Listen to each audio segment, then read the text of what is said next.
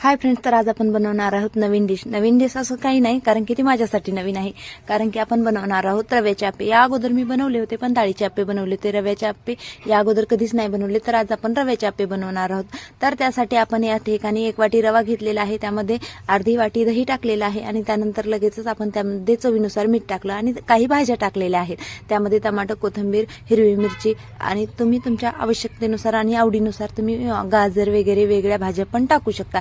त्यानंतर लगेचच आपण याला व्यवस्थित असं फेटून घेतलेलं आहे आणि फेटून झाल्याच्या नंतर लगेचच आपल्याला याला मोहऱ्या आणि जिऱ्याचं मोहन घालून घ्यायचं आहे, म्हणजे याला चव लागेल.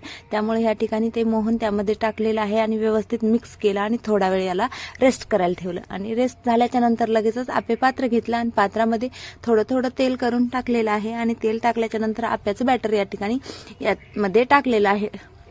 लगेचच आपले छान लुसलुशीत मऊ असे आप्पे बनवून रेडी झाले. झटपट असा नाश्ता बनवून रेडी झालेला आहे.